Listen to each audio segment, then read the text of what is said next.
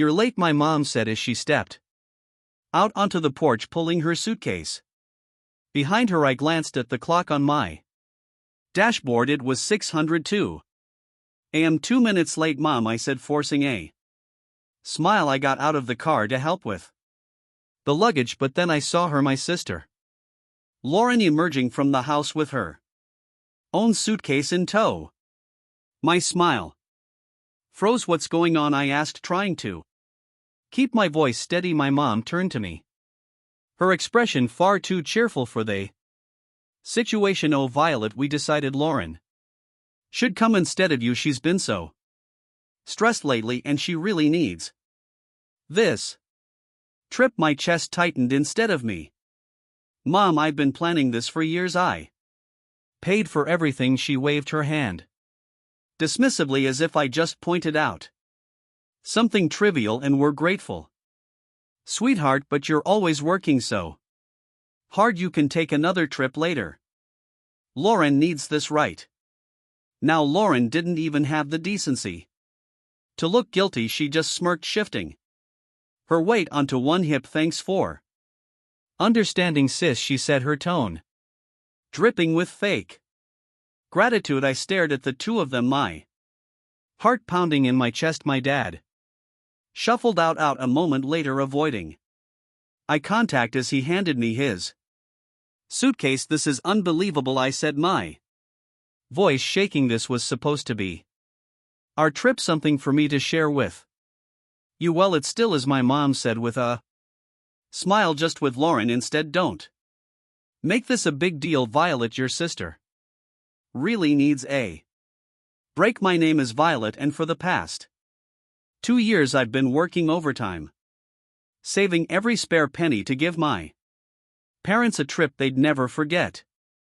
Flights, luxury hotels, guided tours. I planned every detail down to the last dinner reservation." But as I stood there in my parents' driveway watching my sister get into the back seat of my car, I realized something I'd been avoiding for years. It didn't matter how much effort I put in their eyes, Lauren would always come first. I clenched my jaw, biting back the sharp retort sitting on the tip of my tongue. Instead, I forced a tight smile and opened the trunk.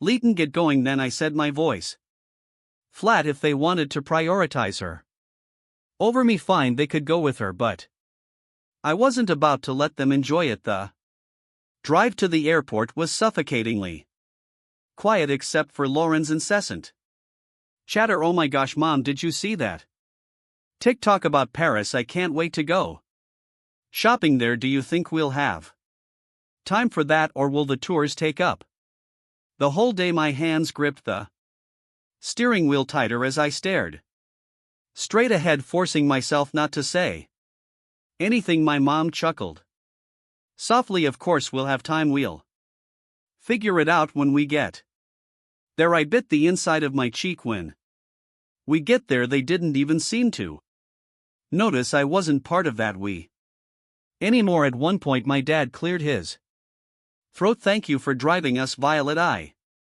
know this probably feels unusual." I glanced at him in the rearview mirror. "Usual? That's an interesting way to put it, Dad." He didn't respond. He just shifted uncomfortably in his seat, probably wishing he hadn't spoken at all. Lauren leaned forward from the back seat, her voice grating. "You're not mad, right? I mean, this is really big of you letting me go. I could never have afforded this on my own." I clenched my jaw and forced a tight smile. "Of course, Lauren, enjoy the trip." By the time we pulled up to the airport drop-off zone, my patience was hanging by a thread as I helped unload their luggage. My mom gave me a hug. "Thank you for understanding, sweetheart. This means a lot to us and to Lauren." I nodded stiffly. "Sure, Mom." Lauren beamed as she wheeled her suitcase toward the entrance. "Thanks, Violet, you're the best." I stood there watching them disappear into the terminal, my chest tight with anger and hurt. The ride back home was a blur. I replayed the conversation in my head, over and over, each word cutting deeper than the last. This means a lot to Lauren. You're not mad, right? You're always working so hard. I parked in my driveway and sat in the car for a few minutes, gripping the steering wheel until my knuckles turned white. Then, without a second thought, I marched into the house, pulled out my laptop, and logged into every travel account I'd used to book the trip: hotel reservations, canceled tours, refunded airline upgrades. Nope. I stared at the confirmation emails piling up in my inbox, feeling the tightness in my chest start to ease. They wanted to take Lauren instead of me, fine. But they wouldn't be staying in five-star hotels or enjoying private tours on my dime. When I closed my laptop, a sense of satisfaction settled over me. They could explain themselves to the front desk staff in Paris. I was done being there. Doormat. The calls started as soon as their flight landed. My phone buzzed repeatedly as I unpacked my suitcase, the one I'd packed so carefully for a trip that was no longer mine. The irony wasn't lost on me as I hung up my dresses and neatly placed my shoes back on the shelf. The buzzing continued, filling the room with its relentless vibration. I sighed, picking up the phone and glancing at the screen. My mom's name flashed across it, accompanied by several missed calls and texts. I unlocked the phone and scrolled through the messages. Violet, what's going on? The hotel won't let us check in. The reservation is missing. Call me immediately. Violet, this isn't funny. Fix this now. A laugh escaped me before I could stop it. Fix this? They really thought I'd swoop in and save the day after what they'd done. The phone buzzed again, this time with a call from Lauren. I let it ring out, only for her to leave a voicemail. Violet, this is so petty, she snapped, her voice dripping with entitlement. We're stuck here because of you. You need to call the hotel and fix it now. I rolled my eyes and deleted the voicemail without listening to the rest. For years I'd been their fixer, the one who smoothed over every mistake and picked up every slack. Not anymore. Eventually I decided to answer, if only to stop the barrage of calls. My mom's voice hit me like a tidal wave of anger as soon as I picked up. Violet, what did you do? The hotel says the reservation was cancelled and none of the tours are booked anymore. I let her rant for a moment, then calmly replied, I cancelled them. There was a long stunned silence before she hissed, why would you do that? Oh, I don't know, I said, my tone laced with sarcasm. Maybe because you decided to take Lauren on my trip. You're lucky I even drove you to the airport. We thought you'd understand. She snapped. Understand what? I asked, my voice rising. That years of saving and planning didn't matter because Lauren needed a break, that my hard work meant nothing to you. Guess what, Mom? I don't understand. And I don't care to. I hung up before she could respond and turned my phone off, tossing it onto the couch. The silence that followed was bliss, and I felt like I could breathe again. If they wanted to prioritize Lauren, fine, but they could figure out the rest of the trip without me. The silence lasted only a day. By the next morning my phone was buzzing again with calls and messages. At first I ignored them. I spent the day cleaning the house and catching up on work, but curiosity got the better of me. By evening I opened my phone and braced myself for the storm of texts from my mom. Violet, you've gone too far. Your sister is in tears and your father is furious. We can't get into any of the hotels you booked from Lauren. You're acting like a child. I don't get why you're making this such a big deal. Just fix it already. And finally, from my dad, we need to talk. This isn't right. I set the phone down, shaking my head. For years I'd been The one to fix things to make sure everyone was comfortable and happy now. That I'd taken a step back, they didn't know how to handle it. I poured myself a cup of tea and sat down at the kitchen table, letting the anger simmer. How dare they expect me to clean up their mess? How dare they act like I was the one in the wrong? The next call came minutes later.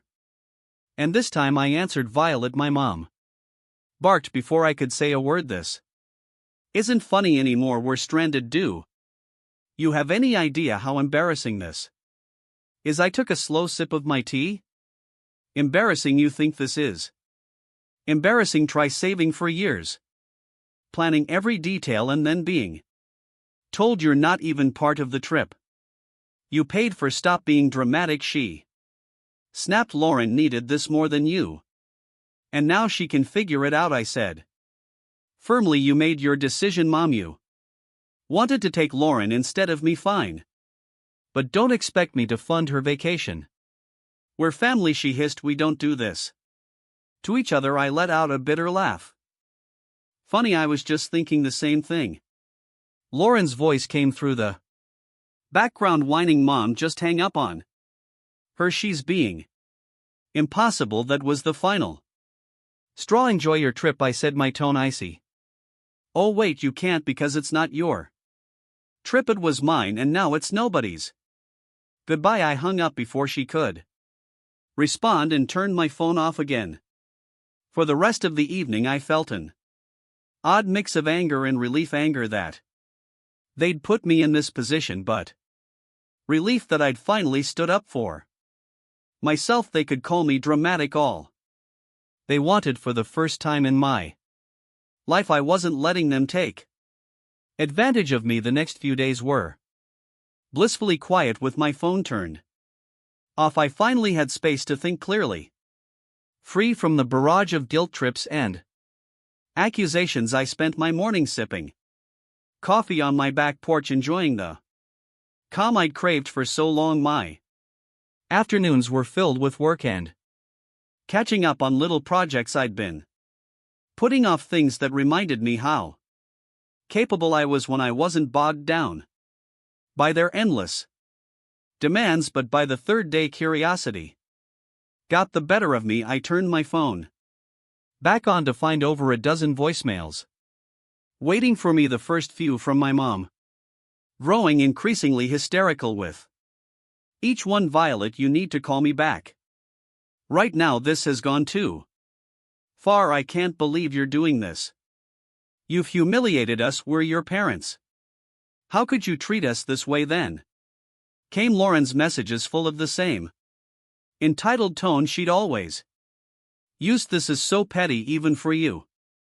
You're ruining everything. Just fix it, Violet. And finally my dad's voice, quieter but no less pointed. Violet, I don't understand what's happened to you. Call us back so we can sort this out. I hesitated before listening to the final voicemail, a long one from my mom. Her voice was quieter, this time tinged with frustration and exhaustion. Violet, she began, we're back at the airport now. The trip is ruined, and I hope you're happy with yourself. Your sister is devastated, and your father and I are, well, disappointed. Doesn't even begin to cover it. Call us when you're ready to talk. I deleted the voicemails without replying. I wasn't ready to talk, and honestly, I didn't know if I ever would be. This wasn't a one-time mistake. It was the culmination of years of them putting Lauren first and expecting me to accept it with a smile. As the hours passed, I found myself reflecting on all the times I'd been overlooked or dismissed. Every holiday where Lauren's whims dictated the plans. Every family gathering where my accomplishments were treated as afterthoughts. This trip had been the breaking point, but the cracks had been forming for years. That evening, Grace stopped by unannounced, carrying 2 cups of coffee and an unmistakable look of curiosity. I heard about what happened she said, setting the coffee on the table. Your mom called me. Yesterday, of course. My mom had always been good at recruiting allies. When she wanted to guilt me into compliance, and I asked, taking a sip. Grace shrugged, a sly smile creeping across her face. I told her you were probably busy and would get back to her when you were ready. I laughed, shaking my head. You're the best. No, you're the best, she said, her tone suddenly serious, because you finally stood up for yourself. I know how hard that is, Violet. Don't let them drag you back down. Her words stuck with me long after she left. Grace was right. I'd spent too long bending over backward to please people who never seemed to care about my efforts. It was time to break that cycle once and for all. By the time the weekend rolled around, I felt a strange sense of clarity. The anger was still there, simmering under the surface, but it was joined by something I hadn't felt in years. Freedom from their endless expectations, freedom from being the family's fixer, freedom to finally live on my own terms. But as expected, the silence didn't last. It was Sunday afternoon when I finally got a call that I decided to answer. This time it was my dad. Violet, he began, his voice heavy with weariness. Your mom wanted me to call. She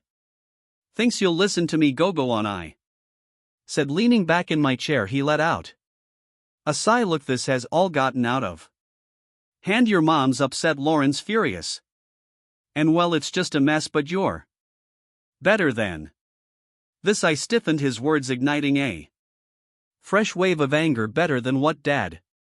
Standing up for myself, refusing to let you walk all over me again. That's not what I meant, he said quickly. It's just you've always been the reasonable one, the one who keeps everything together.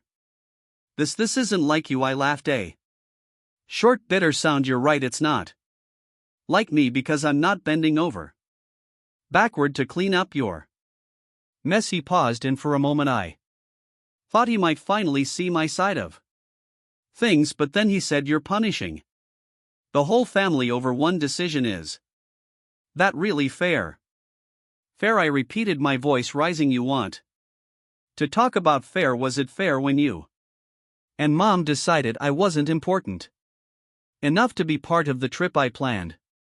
Was it fair when you replaced me with Lauren, like I didn't matter? That's not what we were trying to do, he said, his tone defensive. Now, we just thought Lauren needed it more. Of course you did, I snapped. You always think she needs more attention, more support, more of everything, and I'm always the one expected to sacrifice for her. Not anymore. The silence on the other end of the line was deafening. Finally he said, I don't know what you want me to say. I don't need you to say anything, I replied, my voice steady. I just need you to understand that I'm done being the afterthought. From now on, I come first. Violet, goodbye, Dad. I ended the call and set the phone down, my hands trembling. For the rest of the day I let myself feel everything: anger, sadness, relief. It wasn't easy, but it felt like the start of something new. I wasn't the family's fixer anymore, and I wasn't going to be. They could figure out how to clean up their own messes. When my parents and Lauren finally returned, I was waiting for them at their house. I'd parked in their driveway, sipping coffee and feeling surprisingly calm as I watched their taxi pull up as they stepped out, dragging their suitcases behind them. Their faces were a mix of exhaustion and irritation. Lauren was the first to speak. Well, I hope you're happy, Violet. I raised an eyebrow, staying seated on the porch swing, happy about what our trip was a disaster. My mom snapped, waving her hand as if to brush the whole thing away. We spent the entire week staying in dingy hotels and eating terrible food because we couldn't afford anything decent. And don't get me Started on the tours, Lauren chimed in. Crossing her arms, oh wait, there weren't any. Do you know how embarrassing it was to show up and be told there was no reservation? I took another sip of coffee, letting their complaints wash over me. Sounds rough, I said finally, my voice calm. But you wanted to take Lauren. Remember, I'm sure you all had some great bonding time. That's not the point, my mom shot back, her voice rising. You knew we couldn't afford all the things you'd planned. You set us up to fail. And I stood up, setting my mug down on the small table next to me. No, Mom, I didn't set you up for anything. I planned a trip for the three of us, something special I'd been saving for years. You're the ones who decided to cut me out at the last second. My dad finally spoke up, his tone quieter but no less accusatory. You didn't have to cancel everything, Violet. That was extreme, was it? I asked, folding my arms. Why should I have paid for a trip I wasn't even invited to? If Lauren needed it so badly, you should have planned it yourselves. You are lucky that I didn't cancel the return flight. Lauren rolled her eyes. You're so dramatic. It's just money, Violet, and you're so entitled. I shot back, my patience finally snapping. Do you have any idea how much work and sacrifice went into planning that trip? Or do you just assume things magically appear for you because someone else takes care of it? They stood there, stunned into silence for a moment. I've spent years being the responsible one, I continued, my voice steady but firm. The one who fixes things, plans things, makes sure everything runs smoothly, and you've spent just as long taking it all for granted. That's not fair, my mom started, but I held up a hand to stop her. No, Mom. What's not fair is how you treated me. You chose Lauren over me, like always, so I chose to stop being your doormat. You didn't want me on the trip, fine, but you don't get to enjoy the benefits of my hard work without me. I grabbed my bag from the porch swing and turned to leave. I'm glad you're back safely, but don't expect things to go back to the way they were. I'm done. As I walked to my car, I heard them calling after me, their voices a mix of anger and guilt, but I didn't look back. The drive home from my parents' house felt strange, peaceful. For years, every visit had left me emotionally drained. But this time I felt lighter. I'd finally said everything I'd been holding in, and for once I wasn't worried about their reaction. When I got back to my house, I made a cup of tea and sat on the couch, replaying the confrontation in my head. They'd been so sure I'd fold, that I'd give in like always, but watching their stunned faces as I walked away was a reminder of how much I'd changed. They could be angry, hurt, or embarrassed. It didn't matter anymore. I was done living my life to meet their expectations. The next day I got a call from Grace. How'd it go, she asked, not bothering with pleasantries. I laughed, leaning back against the kitchen counter. Exactly like you'd imagine. They're furious, Lauren pouting, and Mom is probably trying to figure out how to guilt me back into line. Grace let out a snort. Let her try. You've got a backbone now, and I'm here to make sure it stays in place. I grinned, grateful for her unwavering support. Thanks, Grace, I mean it. You've been my rock through all of this. Anytime, she said, her voice softening. So what's next for you now that you're not playing family fixer anymore? That question had been circling in my mind since the confrontation. What was next? For years, so much of my energy had been poured into trying to please my family, trying to earn their approval. Now that I'd let go of that burden, the possibilities felt endless and a little intimidating. I don't know yet, I admitted, but I feel like I get to decide, not them, not anyone else, just me. Sounds like the Start of something amazing, Grace said. And I could hear the smile in her voice. Over the next few weeks I started making small changes that felt big in their own way. I redecorated my living room, swapping out the hand-me-down furniture from my parents for pieces that felt uniquely mine. I spent weekends exploring local cafes and parks, things I'd always meant to do but never made time for, and I started journaling, writing down my thoughts and dreams without filtering them through the lens of what anyone else might think. Each small step felt like reclaiming a part of myself I hadn't realized I'd lost. One evening I sat down with my laptop and opened the spreadsheet I'd used to plan the trip. The cancelled reservations stared back at me, and I didn't feel a pang of regret. Instead, I felt a surge of determination that money had been meant for a once-in-a-lifetime experience, and I wasn't going to let it go to waste. Closing the spreadsheet, I opened a new browser tab and typed solo travel ideas. A few weeks after my parents' return, I booked a solo trip to Italy. It wasn't the same itinerary I'd planned for them, and it wasn't about proving a point anymore. This was for me a chance to celebrate my independence and finally put myself first. The moment I landed in Rome, I felt a surge of excitement and nervousness.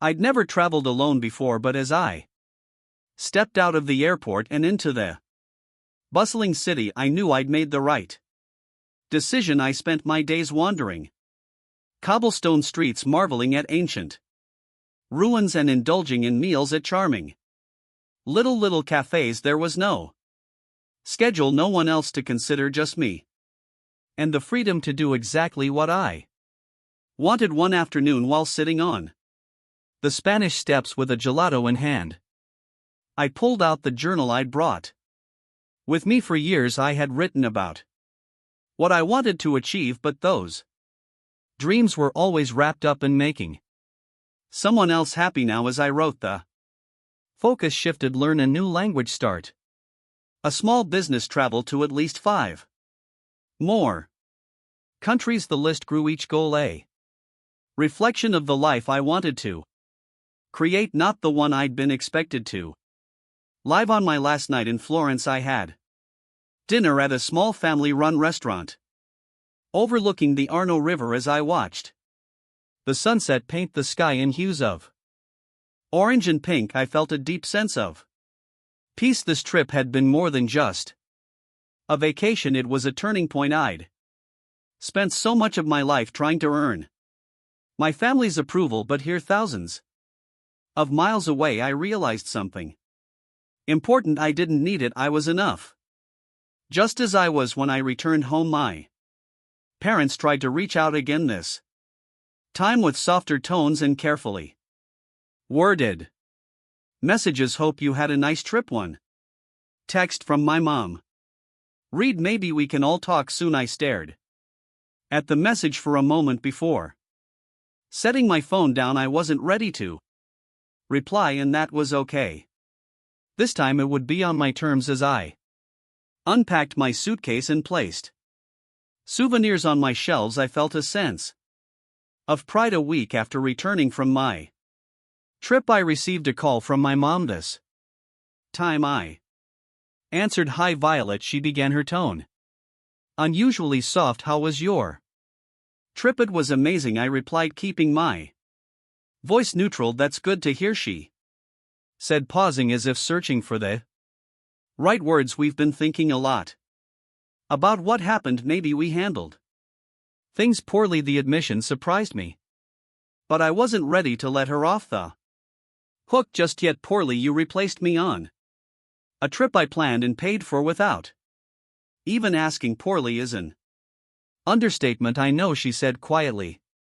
Your dad and I, we didn't realize how much it would hurt you and Lauren. I asked, does she feel bad too, or is she still blaming me for ruining her vacation? She's upset, my mom admitted, but I think she knows she could have handled things better, I sighed, leaning against the counter. Mom, this wasn't just about the trip, it's about years of putting her first and expecting me to pick up the slack. I'm not doing it anymore. I understand, she said after a moment. We're going to try to do better.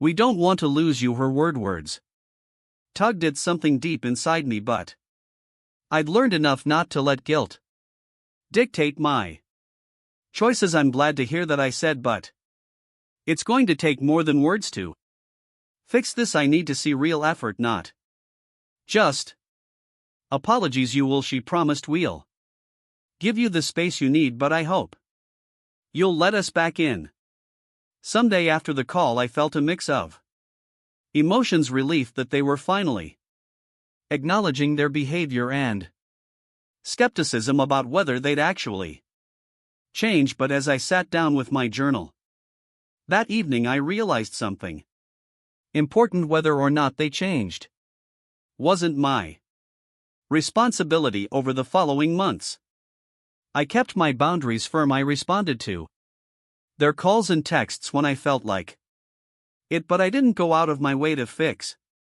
things or smooth over conflicts. Instead, I focused on building the life I wanted. I signed up for a photography class, something I'd always dreamed of doing but never had the time or energy for. I joined a local hiking group and even started planning my next solo trip. Each step I took felt like reclaiming another part of myself. One day, as I sat on my porch watching the sunset, I realized how far I'd come. I wasn't the person who bent over backward for people who didn't appreciate me. I was someone who valued herself, who set boundaries, and who wasn't afraid to stand up for what she deserved. I felt truly free.